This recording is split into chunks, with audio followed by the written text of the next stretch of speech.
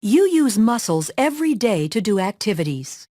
This woman is using muscles to breathe, circulate blood, and move her hand to take notes.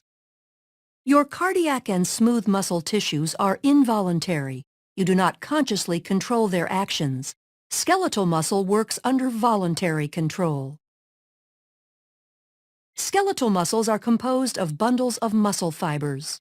Muscle fibers are long cylindrical cells containing several nuclei. Muscles will contract or relax when they receive signals from the nervous system. A neuromuscular junction is the site of the signal exchange. This is where the synaptic bulb of an axon terminal and muscle fiber connect. Muscle fibers are composed of many myofibrils. A myofibril contains contractile units called sarcomeres. Sarcomeres run adjacent to one another down the length of the myofibril. Each sarcomere consists of alternating thick and thin protein filaments, giving skeletal muscle its striated appearance. The muscle contracts when these filaments slide past each other. The thick filaments are myosin, which are anchored at the center of the sarcomere, called the M line. The thin filaments are composed of the protein actin, which are anchored to the Z lines on the outer edges of the sarcomere. Because the actin filaments are anchored to the Z lines, the sarcomere shortens from both sides when actin filaments slide along the myosin filaments. Although the action between the filaments is described as sliding, the myosin filament actually pulls the actin along its length. The cross bridges of the myosin filaments attach to the actin filaments and exert force on them to move.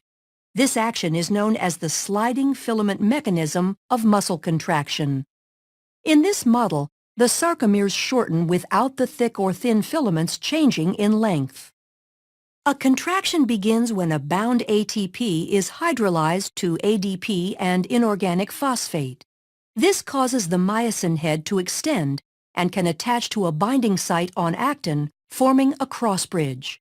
An action called the power stroke is triggered, allowing myosin to pull the actin filament toward the M line, thereby shortening the sarcomere. ADP and inorganic phosphate are released during the power stroke.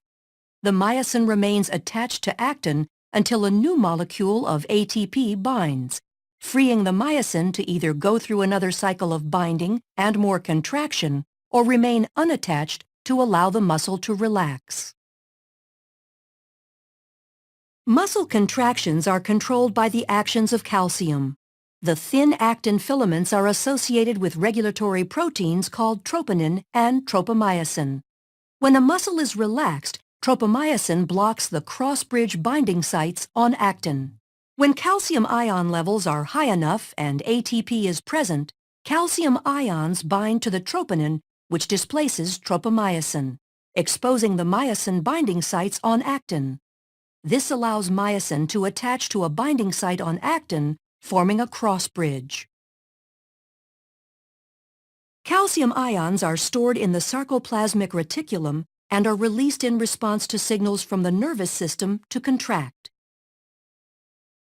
Neurotransmitter molecules are released from a neuron and bind to receptors, which depolarizes the membrane of the muscle fiber.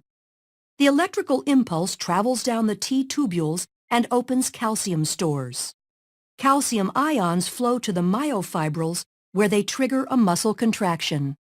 As the actin and myosin slide along each other, the entire sarcomere shortens as the Z lines draw closer to the M line. As the sarcomeres in myofibrils contract, the entire muscle fiber will shorten. When muscle fibers contract in unison, a muscle can produce enough force to move the body, allowing you to take notes.